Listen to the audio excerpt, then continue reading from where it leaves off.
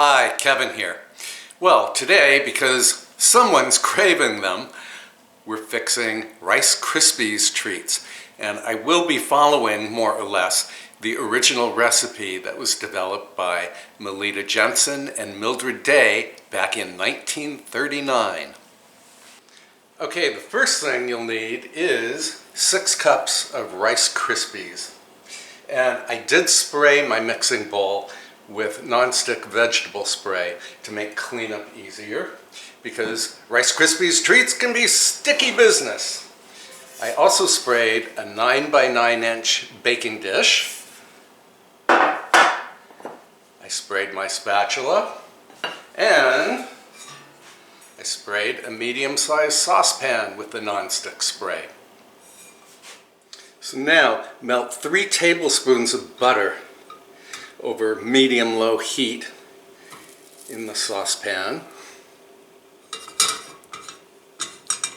And I am using salted butter because I like the umami of sweet and salty. But of course butter is only slightly salty. Just going to swirl this around, let it melt. And then add 10 ounces of marshmallows. I'm using miniature marshmallows. One little tip is to make sure that your marshmallows have not been sitting around for a long time. Fresh marshmallows always melt more smoothly. And you just stir slowly and constantly until all of the marshmallows have melted. While we're waiting for these to melt, I'd like to tell you that Rice Krispies Treats have been one of my favorite things ever since I was a kid. My mom used to make them. Probably her mother made them. Yeah, so the recipe was invented in 1939. And I know Rice Krispies Treats remain popular today. In fact, when I taught piano at 3rd Street Music School Settlement in New York City back in the 1990s, whenever the school held a fundraiser, they would do a bake sale, and somebody always brought mass quantities of Rice Krispies Treats, and they were the first thing to go. Everybody bought them because everybody likes them. Yeah, make sure your heat is not too high because you don't want to burn the butter, which is exactly what I have done, but that's all right. And you do not have to preheat your oven because the treats are not baked. This is the only cooking part of the recipe, is melting the butter and the marshmallows. You want to make sure they are completely melted. You don't want any lumps in here. And this looks good to me.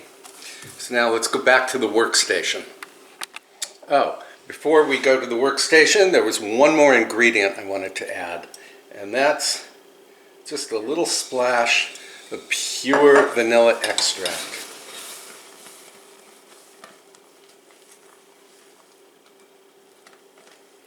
Okay, we're ready to mix. So pour the melted marshmallows over the Rice Krispies. Oh, the smell's good. Oh, what a lovely perfume of melted butter, melted marshmallows, vanilla extract, and Rice Krispies. And then just use your spatula to basically just fold the marshmallows and the Rice Krispies together. You want every little grain of this puffed rice to be coated with the marshmallow mixture. And that's it. So here's my 9" by 9" baking dish.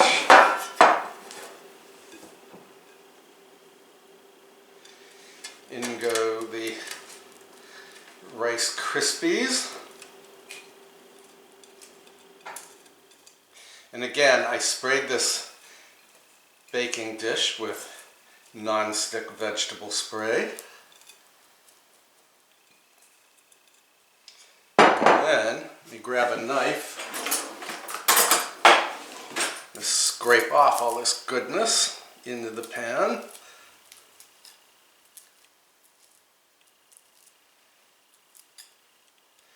And then you want to smooth this out and pack it down. And the easiest way to do this is with your hands. So what I'm going to do is spray my hand. Well, I'll spray both of them. I'm really spraying my knuckles. Guess I didn't have to spray both of my hands. Yeah, pack this down. You want to pack it somewhere between firmly and gently. How's that for a direction?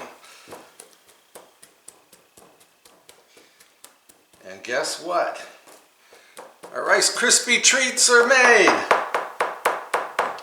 So all we have to do now is let this pan cool completely to room temperature, and then we can cut it into squares. All right, the Rice Krispies Treats have been cooling for 3 hours. They are now definitely at room temperature, and you can test them with a spoon this way. If they sound hollow, the marshmallows have set. Okay, I'm going to cut these up, and we can have a taste of one. Okay, I hate to admit this, but I've already eaten 4 of these treats. So now I'm going to have another one just for you.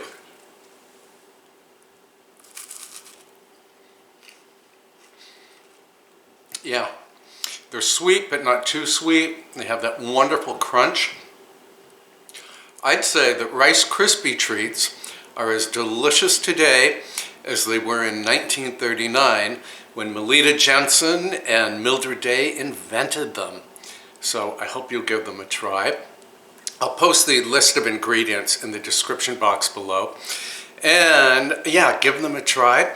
And please subscribe to this YouTube channel if you haven't already. Please tap the bell icon to receive notifications. And please post a comment below, because I do read all of your comments and I absolutely love hearing from you. Okay, I'll see you next time with another delicious recipe. Bye for now.